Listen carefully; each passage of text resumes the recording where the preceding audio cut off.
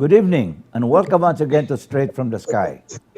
I'm your talk show host, Bobit Avila, and tonight we will be dealing with history in the sense that in my 20 years in this show, this is going to be the first time that I would be able to interview the mayor of the city of Manila.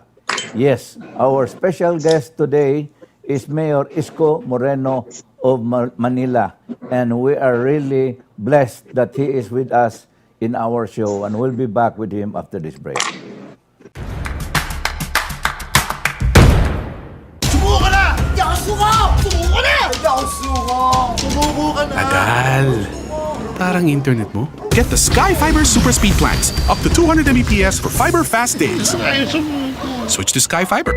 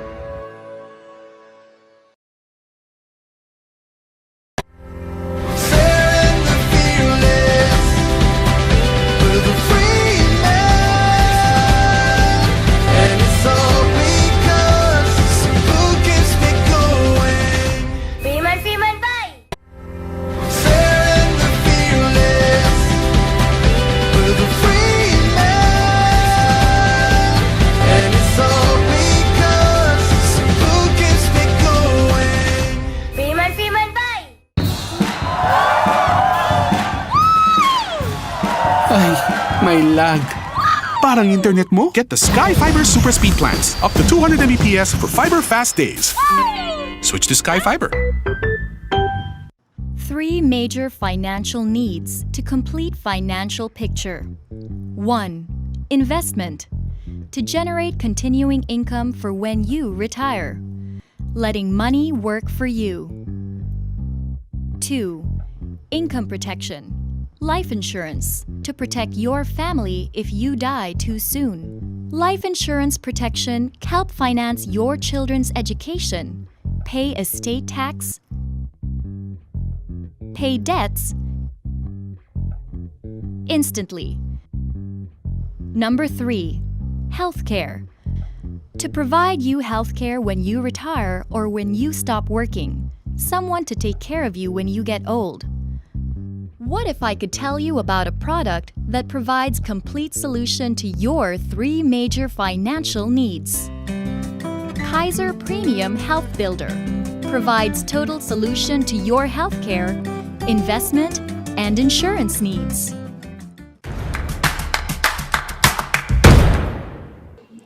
Thank you for staying with us. Good evening, Mayor Isko Moreno. How are you?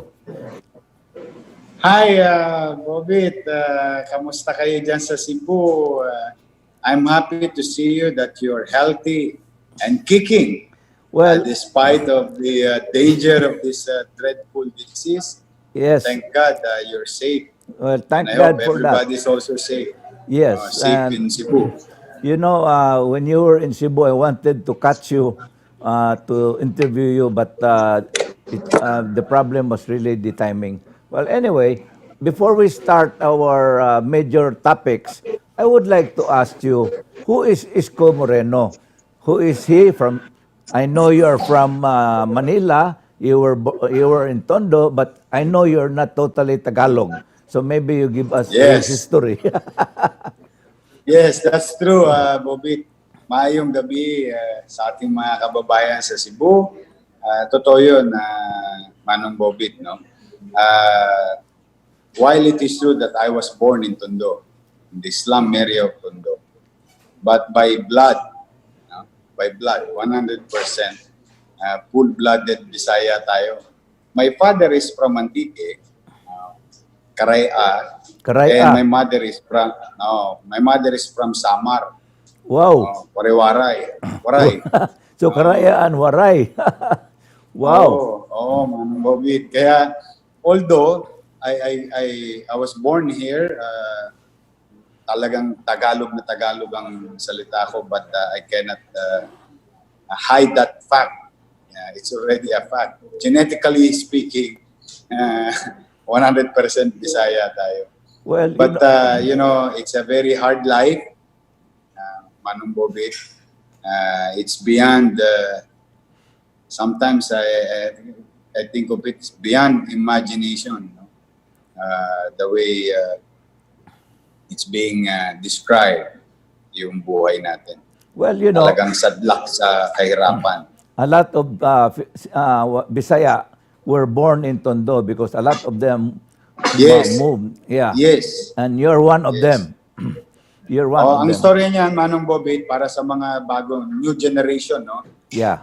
There was a sort of exodus Yes. in mid-century Yeah. of our time that a lot of individuals opted to go to Manila to find an opportunity to Yes. gain and grow economically speaking. Because at the time, the heyday of Manila, especially in the 60s, there is a lot of opportunity here. But those individuals met from the Visayas and Mindanao, Yeah. met here and make a family, and I'm one of those children or products of those Exodus time. Well, you know, I've heard your history. You grew up now in a dump site. Can you give us a history of the story of Well, your... it's a squatter area. It's not a dump site, but I collect garbage every day of my life in the early days. I grew up in Parola, Tondo. They can Google it. And then palipat-lipat ng lugar hanggang sa mapunta kami sa highway, sa may Arten, sa tapat ng Pier 8. I'm a product of public education system. Daycare or Tulungan Center at the time. Then Rosario Almario Elementary School and Tondo High School. Solong anak ako ng nanay at tatay ko. Life so hard, time, and at the same time, not only economically speaking, but also environmentally speaking. You are being surrounded by some enterprising individual. If I may put that in right perspective. You grew up with criminals, some unnecessary things that you've seen as a very young boy. And I'm just grateful to God. I'm grateful to Jesus that, we survived. And that's why I always thank the Lord, Manang Bobit, because I am nothing without God. I am no special. Nakikita niyong uhugin, libagin, tulukin, alipungahin dyan sa kalsada. It's the same boy that you're seeing now. It's just that it's hard to believe sometimes kasi parang napaka-imposible, but there's no impossible with God. Nothing is impossible with God. That's the truth of the matter. And that's why nung nabigyan ako ng pagkakataon na makaawon sa aking kinalalagyan, na napasok ako sa showbiz. I tried to excel from it. In a few years, made a dent in the industry. Then in 1998, I went to public service. Yes, that's right. In return of whatever blessings that I had, why not serve the people? Well, you have a very humble beginnings, Isko. Really, not many politicians are like you. Most politicians are born into either a political family or rich oligarchies or what. But you are come from a, maybe I'm saying, the Lord sent to Manila His servant in the name of Isko Moreno so that he is able to lead the people of Manila. You know, during that time, I will not forget, during our dinner in February last year with DDC Tanco, you really told me that you wanted Manila to, kasi nabiyaan ng Manila sa Makati, sa mga ano. Yes. And you really told me. Dugyot ba? Yes. Nagdugyot. Correct. Oo. So I said to myself, this is one guy who has a plan. That's why I told Didi, I'm supporting your candidacy. And yes, you have reached this far, and you have now become the city of Manila mayor.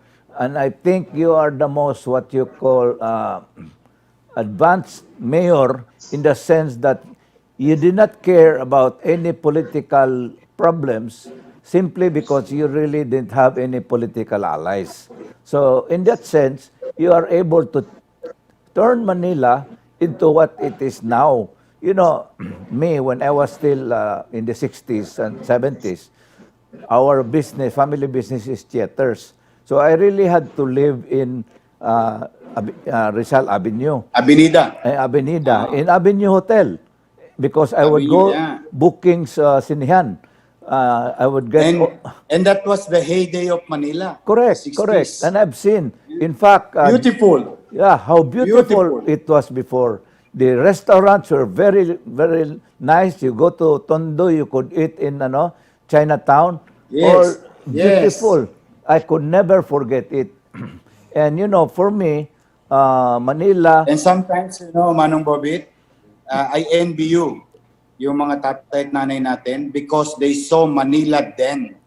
correct. So now what we're seeing is the effects of negligence Correct. and all other things Yes. worsening the situation of the city. That's why I envy katulad nyo, Manong Bobit, that you were given an opportunity to see the beauty of the city of Manila at the time.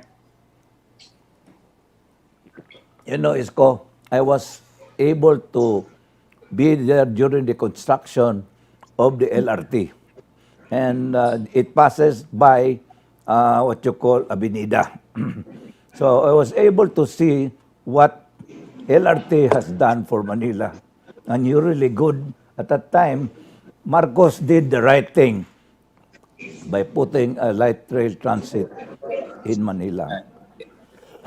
Kung yun ay tinuloy-tuloy lang, Yeah. sana ngayon meron tayong mass transit. Correct. Ang problema lang natin is that our politicians sometimes sit on the laurels and they do not make any advance. So, wala tayong magawa dyan. We really have to continue with life. So I will, what you call, go on and exit for a while for our second set after this break. Please don't go away. We'll be back shortly.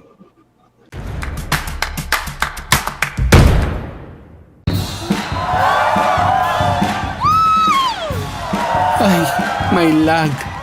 Parang internet mo? Get the Sky Fiber Super Speed Plans. Up to 200 Mbps for fiber fast days. Switch to Sky Fiber.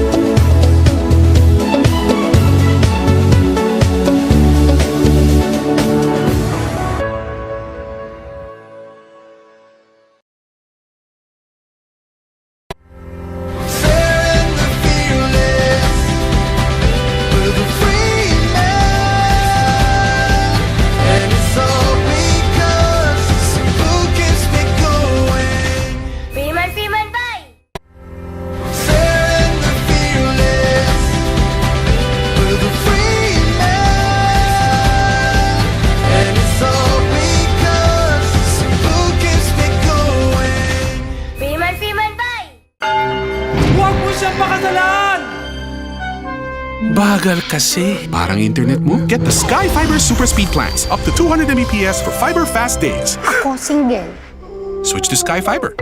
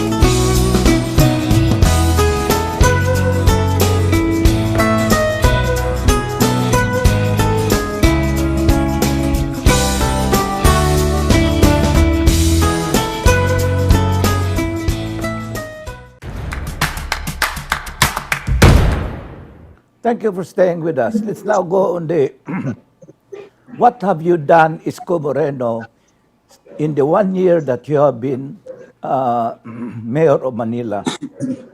I know, I've seen so many reports sa TV. I even watched your TV show at night where you walk around in the streets of Manila. And I said to myself, this is a different mayor because this guy doesn't even care if it's at night. And he is not hiding it because the mainstream media is with him on TV. So tell me what you have done to Manila in 1 year. Well, Manong Bobit, nung ako'y pinalad, no, thanks to the people of Manila, gave me a chance to lead the city. We went to basic. Basic lang, Manong Bobit. Ano ba mga basic na inaasahan ng tao? Panatag ang pamumuhay. Ibig sabihin, they trust the community. It's safe. Maliwalas. No? Sabi malinis, hindi siya bago, pero malinis. Di ba, squatter tayo pero meron dignidad sa pagiging buhay squatter.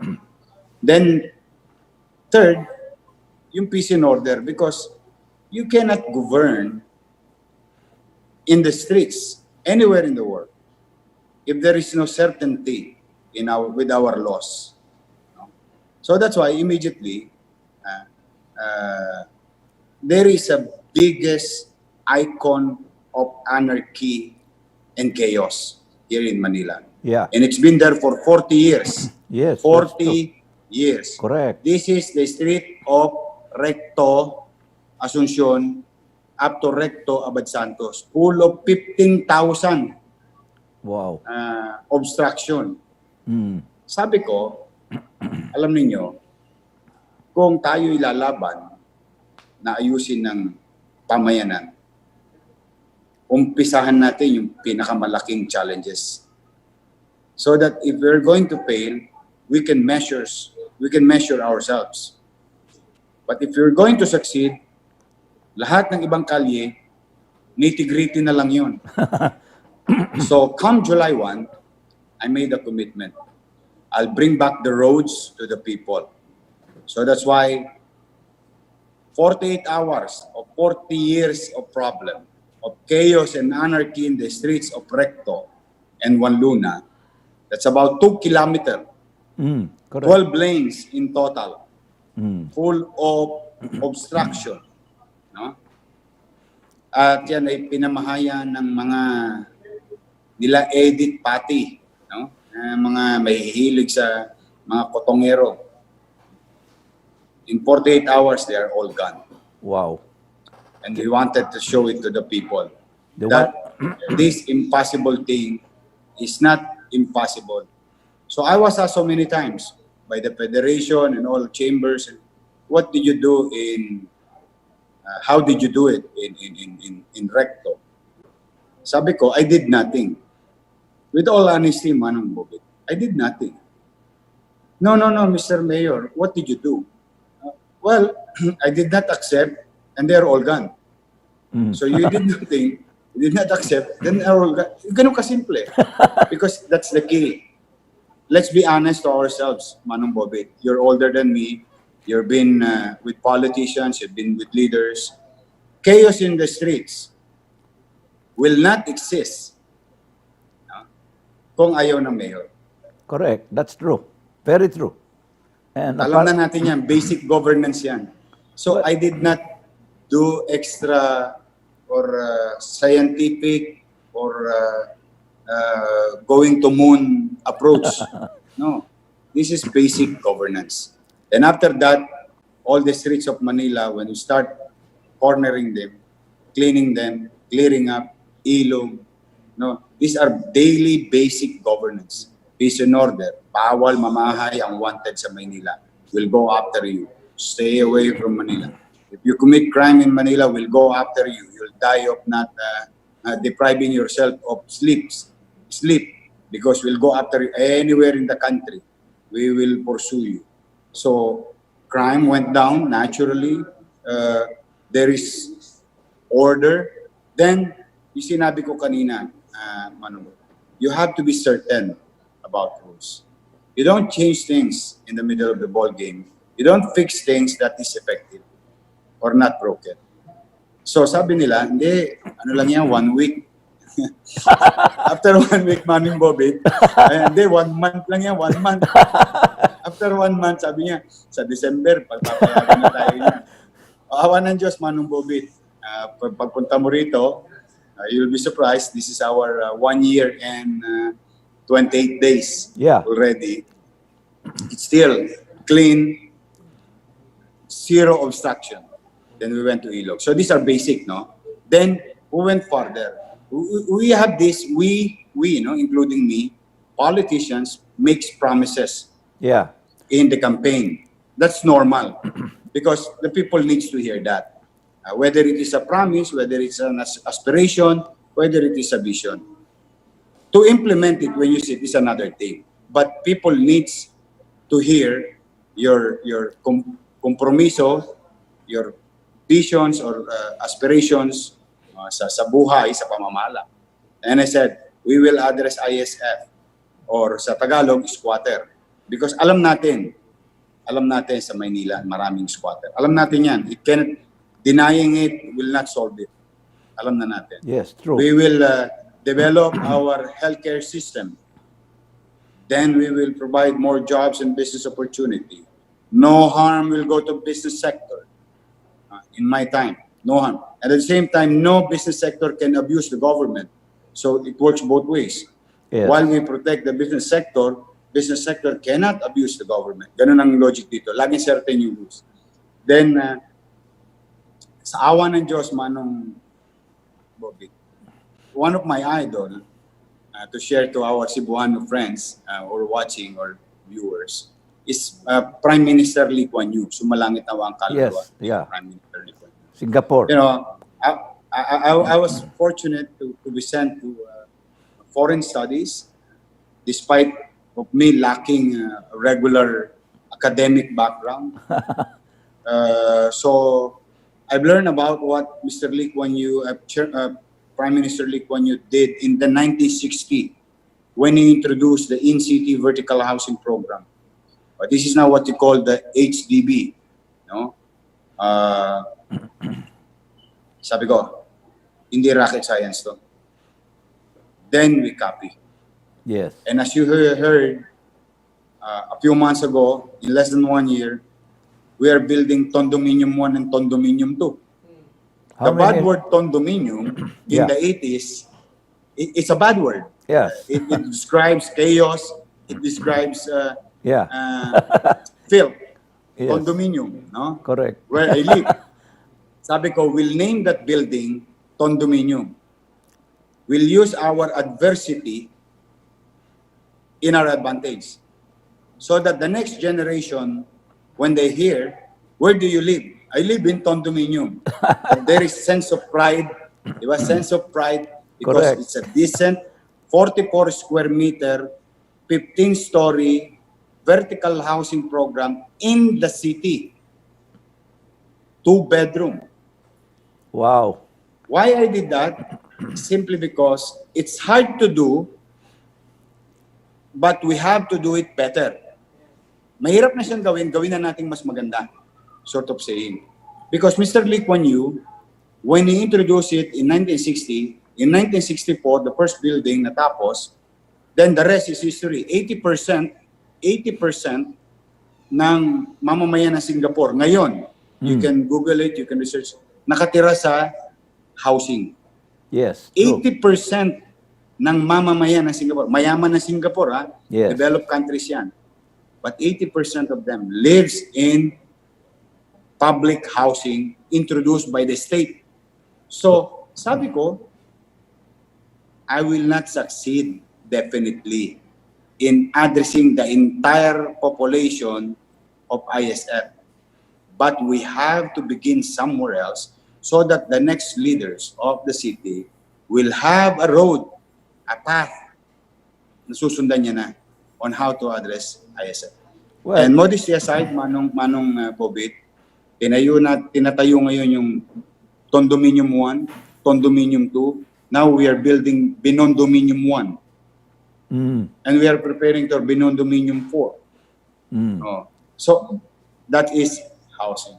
Now, second, Manila is filthy by water, by streets, and by air. Sabi ko, para mapababa natin ang kaso ng mga pulmonary diseases or any other diseases brought by this filth. No? Kasi I grew up as basurero ko. Alam ko, Manong Bobit, I mean, that's my life. that's true. Yun ang buhay ko, basura. So I know how it affects individuals. So sabi ko, ayoko makikita na nagtatapon kayo ng basura, lilinisin ninyo, tapos pipicturean nyo lang. Sabi ko, tigilan nyo yan. Yung mga press release na yan. So I made a task force for Manila Bay, task force Baseco, task force for our creek. Wala silang gagawin, sa awa ng Diyos, araw-araw, maglinis ng ilog, maglinis ng mga solid material in the body of water. Now, sabi ko, matigas ang ulo ng ng tao. Tapon pa rin ng tapon. Sabi ko, we cannot teach old dogs new tricks. We must not give up. Let's go after to their children. Show to the children of this hindi behave na tao. Ipakita natin sa mga anak nila, ito ang tamang paggogobyerno. So we continue picking up garbages while the people continue to throw garbages. So sabi ko, dalawang bagay lang mangyari. Mapagod ang gobyerno o mapagod ang tao na nakakatapon ng basura sa ilog. Wow. I think I grew up in the street. I know how it works. Then, naturally, Manong Bobit, nababawasan na yung load ng basura namin na nakukuha sa ilog. Isko, I think you have already invented the right way how to run a city.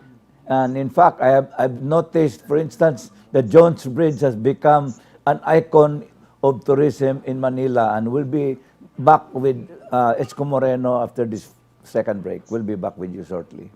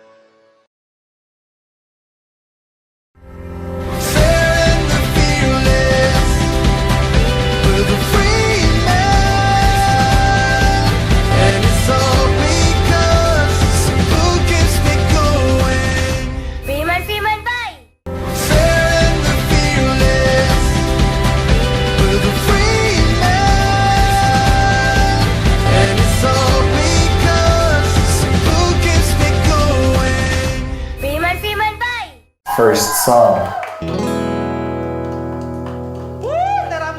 Thank you. Bilis maka-sound trip. Ganyan sa Sky Fiber Super Speed Plans. For today's look, Bilis makaganda. Ganyan sa Sky Fiber Super Speed Plans. LU pare. Bilis maka-vacay. Ganyan sa Sky Fiber Super Speed Plans.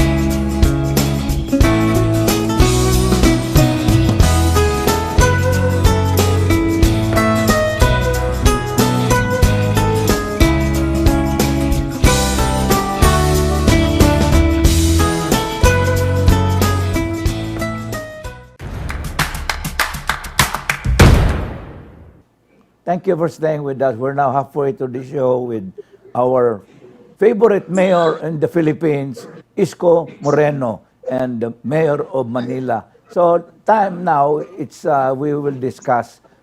You are the mayor who has done for the first time to be in Manila in a pandemic, a global pandemic that no mayor has ever been experienced before. So you're also having this very rare experience. So tell us what you're doing to Yes. make Manila COVID-free.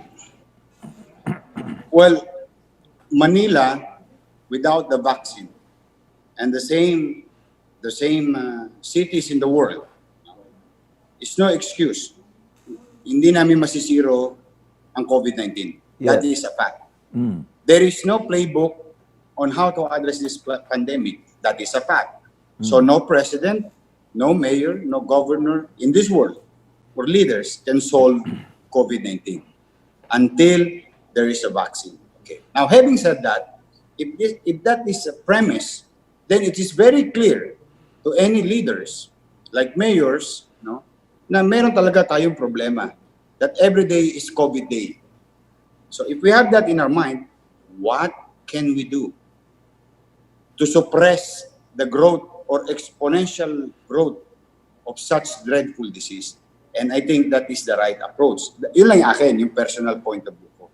Now, then we made what we call COVID plan. Code is contain and delay immediately.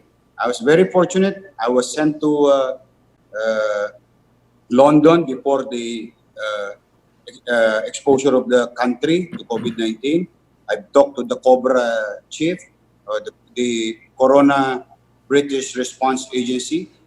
I got a plan. I adopted the plan. Then we made it later on Code M, COVID-19. Code M is contain, code, delay, no? And M, mitigate the economic effect, the socio-economic effect of COVID-19. So we stick to that plan. And until now, Manong Bobit, kahit na namimigay kami ng libreng testing sa lahat ng tao, wala nang boundary because this is a universal problem. This is pandemic. It has to be approached inclusively, no? And we have to act in unison, no? To fight COVID. So still, we will have COVID until the vaccine. So ang point ko lang, kailangan magtulungan ang mamamayan, gagawin niya yung kanyang responsibilidad bilang tao o constituents, be responsible enough for himself, incidentally, for his family, to keep his family safe.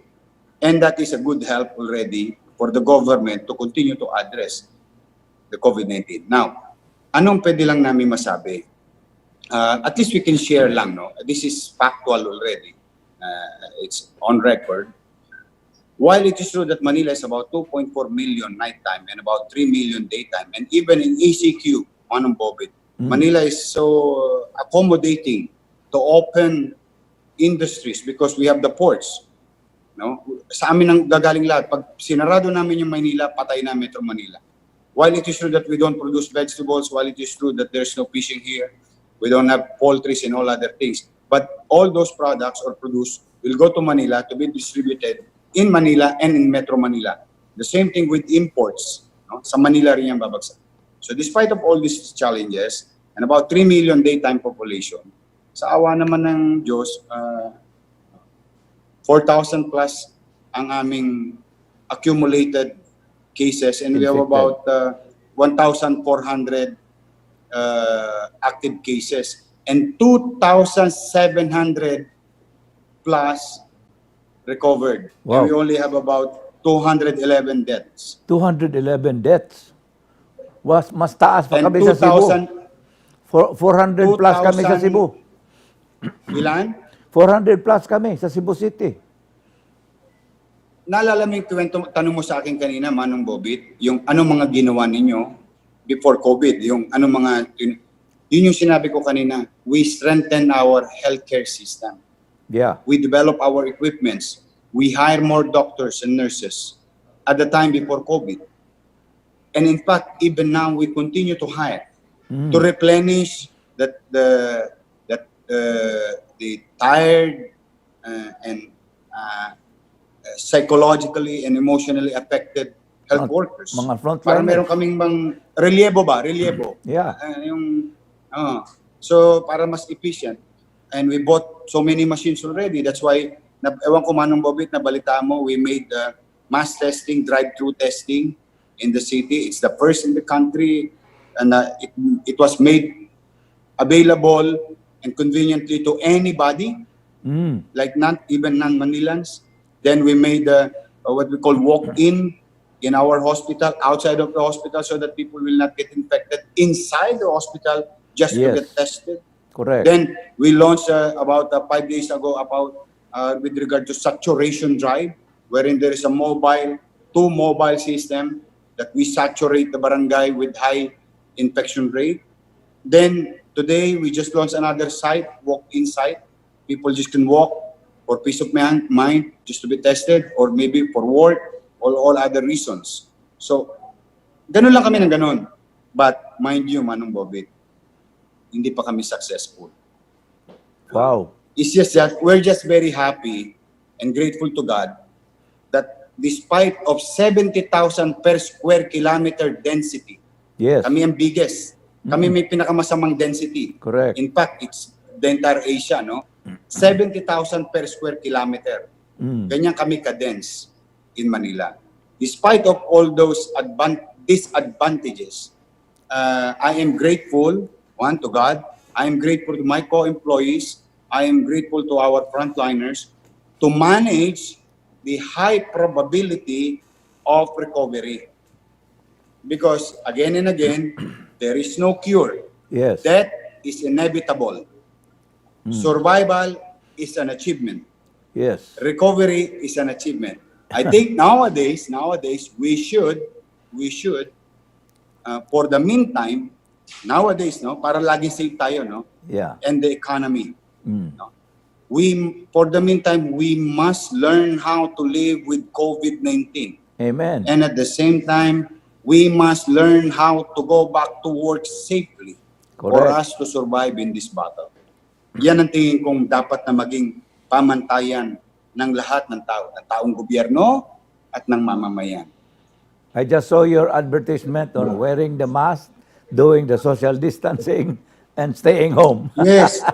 Yes. Opo, any form to inculcate to the minds of our people the gravity of the situation. Yes, you may not feel it because you did not acquire it. Or maybe in your community or you're safe, all of you there. That is for the meantime.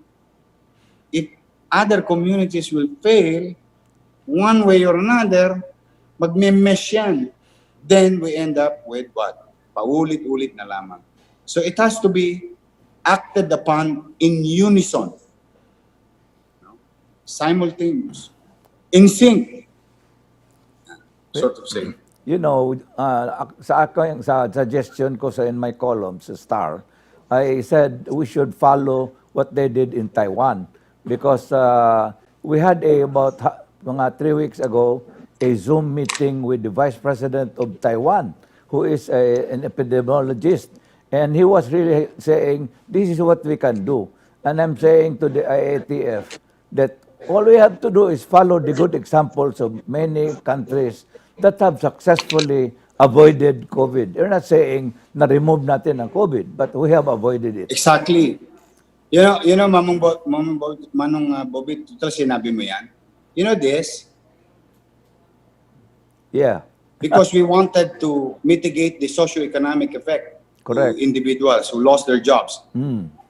What we did, there's an idea in Czechoslovakia, although marami pa akong idea sa ibang bansa na kinopya rin natin dito, but this was copied in Czechoslovakia, wherein the communities produce their own masks, Yes. washable masks, to lower the probability of infection, Correct. which they did.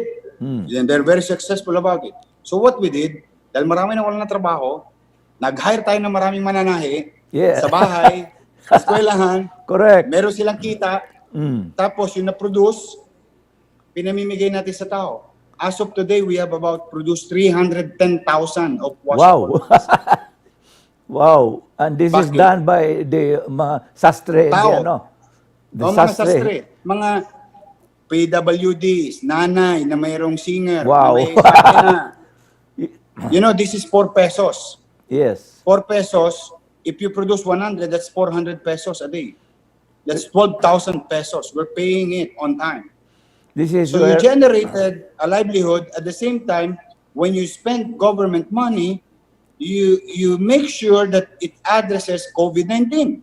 correct. And this, not a guarantee for you to be not to be infected, but this will lower the probability of you getting infected. Or spreading And it. this costs money. Correct. This costs money to every individual. And sa hirap ng buhay ngayon, sabi nga ng isang katwiran, ako, katwiran kalye, no? Bibili ko ng mas, 20 pesos, edi kain ko na lang yan. Ayan ang katwiran. Totoo naman kasi yun. Kasi pag mahirap ang tao, ang unahin niya, bituka. Correct, correct. Let's accept that fact. That's true. Yan ang unahin ng tao. Tiyan. But Ipagpapakasakali niya yung kalusugan. Tiyan yan. Kaya, I don't want them to have an excuse. I don't want them to give them hard life or, makadagdag pa sa suliranin nila. Susuot mo na lang. Correct. Lalaban mo, suot mo. Yan. Napakasimple. Simple lang. You know, Not rocket science. Mayor, I'm really proud that you have done this in the city of Manila. And really, we'll be back with Mayor Isko Moreno for our final set after this break.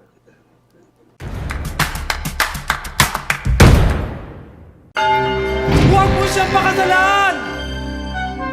Bagal kasi. Parang internet mo? Get the Sky Fiber Super Speed Plans. Up to 200 Mbps for fiber fast days. Ako single. Switch to Sky Fiber.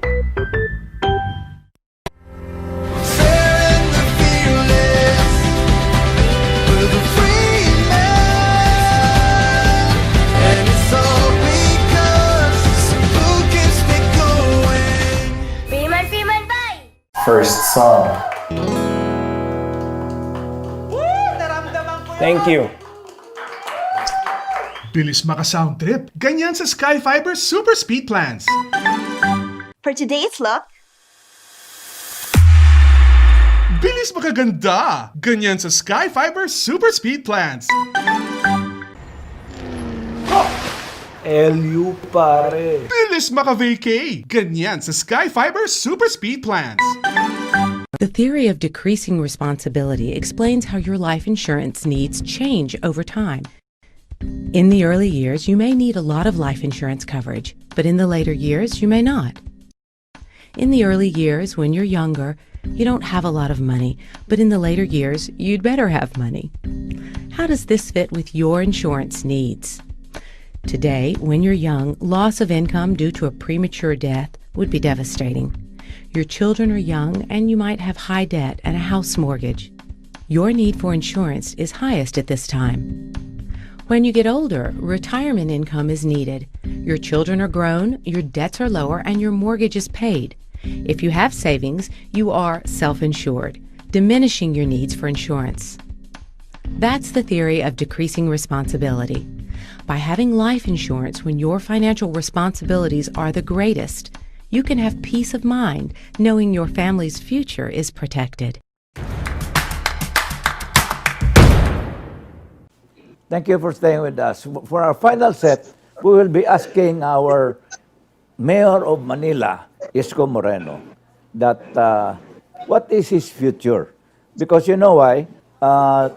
Election time is coming 2 years from now, though it's still 2 years from now. So many people have already considered you to follow President Duterte's line because, one, he was mayor of Davao and he became president.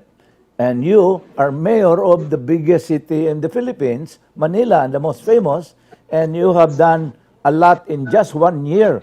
So maybe you should be considering also a presidential, what you call, I'm only giving that because that's not coming from me, that's coming from many people.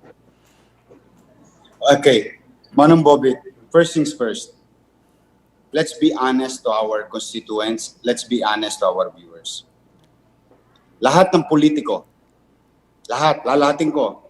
I don't know if they're going to lie about it or agreed about it. I respect their views. But generally, lahat ng politiko, once get elected, they wanted presidency. Because that's the career growth. Tama ba, Manong Bobit? That is the most logical way of thinking it. Tama po ba? Correct. That's fair. And that's fair. Yes. This is democracy. Yes. So lahat yan, including us. No? Everybody wanted to be the president. But everybody will never be president. Okay? So now, having said that, so it's a given fact. Now, for now, let's be honest naman to our situation. First things first. Of all those political dreams of anybody, including me, including them, let's just focus on how are we going to keep our people safe. There is no presidency to speak of if people are dying because there's nobody to be governed. People are dead. Correct. And sick and dying dying in hunger. This must be addressed first things first. And I hope that we, including me, lahat kami, para wala nang mali siya, we should set aside for the meantime, our political ambition. Amen. We should, because there is COVID-19. Correct. Who is killing us, killing our people, and there is a dying economy. Yes. A dead economy will add up killing our people on top of COVID. If there's no economic movement, we cannot govern without money. Without money, hindi kita mabibili ng paracetamol, amoxicillin, Herengilya, oxygen, and all other things that is needed in our hospitals. So we must focus on ano ang gagawin natin, Manong Bobit, ng mga politikong katulad ko sa pangkalahatan sa buong Pilipinas at pati sa buong mundo. Paano natin masusustain yung buhay at kabuhayan? Amen. Both. Noong unang buwan, mauunawaan ko to dahil ligaw tayo lahat. Unang buwan, pangalawang buwan, priority, life alone. Buhay alone. Kasi lahat tayo ligaw. Then we've learned our lesson. Even the doctors and scientists learn COVID-19 or coronavirus. We'll learn it. Then the next approach is how are we going to protect life and livelihood so that we can survive in this path. So, having said that, Manong Bobit, with all honesty, niwala sa radar ko yan, hindi ko yan inisip. But, don't get me wrong, I am grateful to you. I am grateful to those people that you've talked with. na they're looking at me that way, looking at things that way. No, I am grateful. I am honored. But I'll tell you why. for the meantime, I'll focus first on how we, not only Manilans, no, we, even Cebuanos that who will go to Manila, and Visayas and Mindanaoans who will go to Manila, na sila makaramdam ng safe and may kumpiyansa. Dahil yung COVID, kahit walang virus, ay walang vaccine, nagsusuppress yung numbers. No? I'll tell you So, the reason why. tingin ko yun. The reason why I thought about that, or a lot of people from the social media has been telling many people, is that with the advent of a person, a Cebuano from Davao City who became the president, and he's been a very good president. By the way, in the last 4 years, there have been talks that there will be parang wala ng tao galing sa Luzon who is going to be the next, who will be the presidential candidate in the Philippines. That's the reason why you are what you call coming up like a sore thumb that they're looking at you because there's really nothing else in Manila as of today. That's the Well, reason ang why. good news lang, Manong Bobit, the mayor from, let me say, I don't know if my geography is right in Cebu, as far as Toledo, on the other side of Cebu, Yeah, can be the president. yeah. The mayor, as far as Allen Samar, Yes, no? The mayor, as far as Cagayan Valley, in the yes. northern Luzon, or in the southern part of Luzon, which is Bicol, any mayor, 1,600 plus Them. municipal and city mayor can be a president. Yes. Nakuha nyo? Nagkaroon ng That's true. opportunity to excel everybody. Yeah. Because it's a proven fact that if you excel in public service, no matter where you are, no matter what dialect you have, Yeah.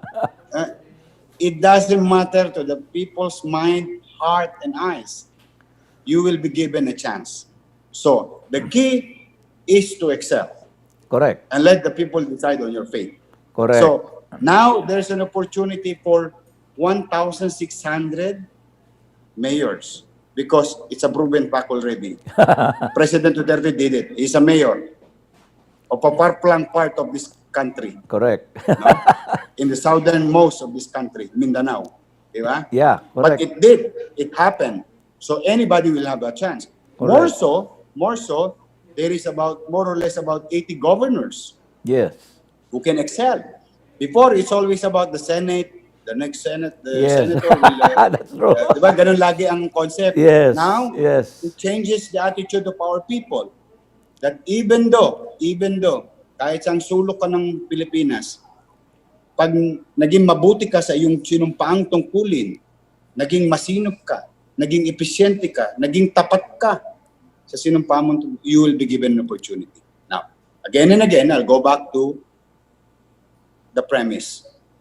Now, we have COVID. Correct. Tabi namin lahat yan. Tabi namin lahat ang pangarap namin.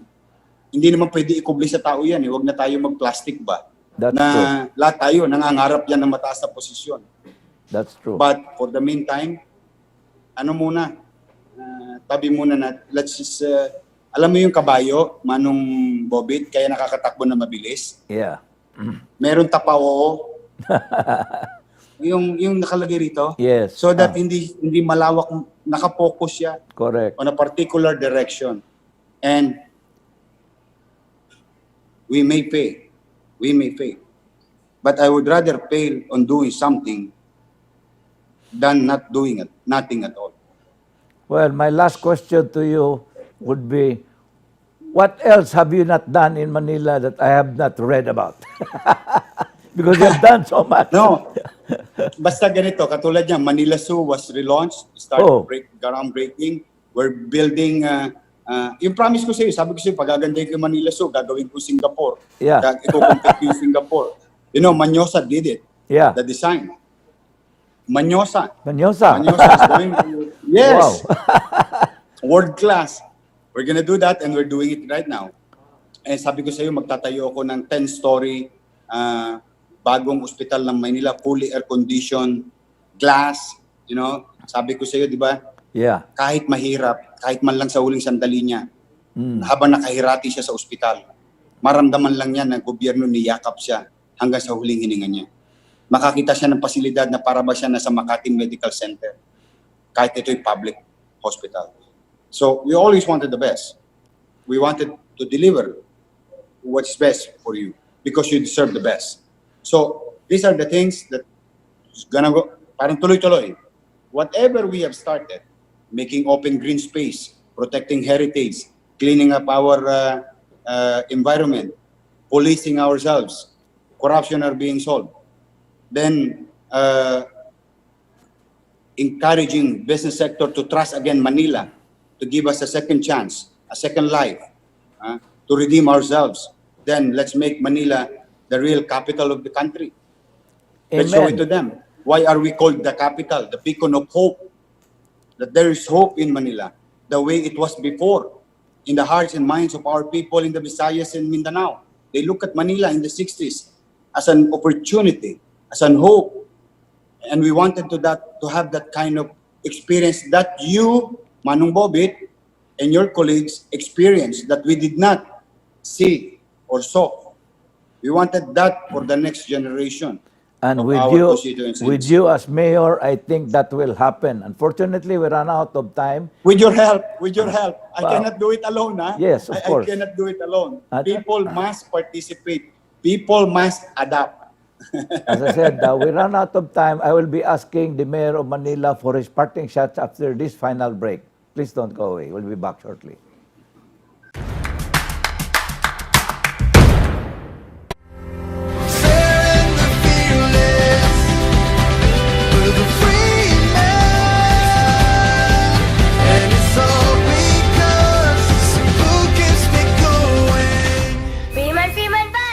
First song. Thank you. Bilis maka-sound trip. Ganyan sa Sky Fiber Super Speed Plans. For today's look, Bilis makaganda. Ganyan sa Sky Fiber Super Speed Plans. LU pare. Bilis maka-vacay. Ganyan sa Sky Fiber Super Speed Plans.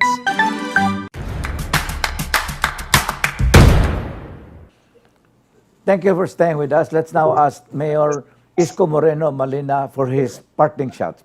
Mayor? Okay. Again, Manong Bobit, maraming salamat sa pagkakataon na ito. Sa mga Cebuano na nanonood, sa MyTV Cebu, sa mga staff ng MyTV Cebu, maraming salamat sa inyo. Okay. Yung problema namin sa Maynila ay problema rin sa Cebu o sa Visayas. Kapag kami nagbuti rito at napabayaan kayo dyan, babalik din sa amin ang problema. Kapag kayo nagbuti dyan at napabayaan kami dito sa Manila, babalik din sa inyo ang problema. So what I'm saying is that it's a universal problem.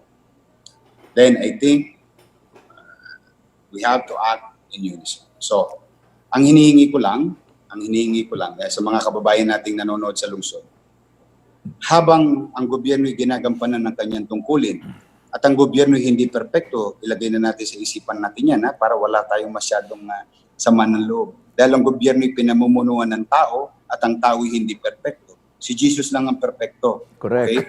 So, we may make mistakes or shortcomings, but what is important, we in the government should accept faults and shortcomings so that we can move on. Now, on the other side, nananawagan po ako sa inyo na sana patuloy tayong mag-cooperate. No? Pagmalasakitan natin ang ating sarili, disiplinahin natin ang ating sarili, pangalagaan natin ang ating sarili para manatili tayong ligtas, para mo na rin pinagmalasakitan ng mahal mo sa buhay, at kung lahat ng tao ay ginagawa yun, para mo nang pinagmalasakitan ng komunidad. At pag nangyari yun, gagaang ang trabaho ng gobyerno para tugunan ang suliranin natin sa COVID-19. So, government, people should work hand in hand.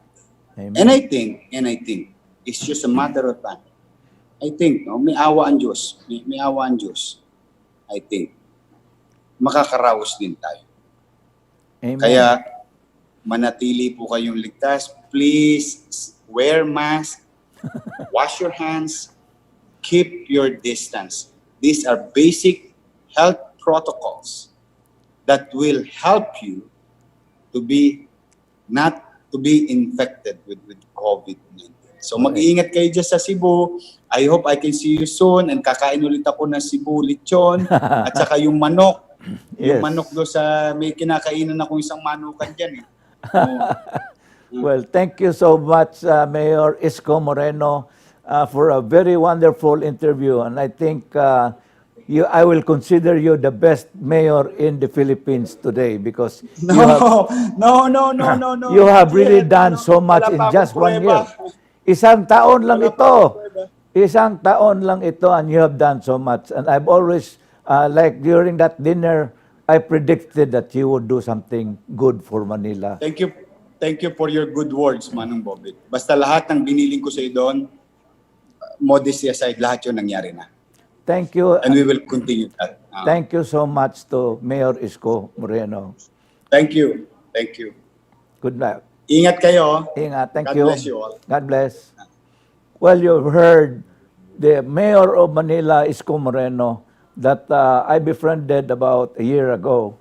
And during a dinner we had with Didi Sitiangco. And yes, in 1 year, he's done so much for the city of Manila. And it was a beautiful interview that I have given here in Cebu. And really, the first time I interviewed a Manila mayor from really in my 20 years in Straight from the Sky. So you've heard it here. I'm Bobit Avila. Thank you and goodbye.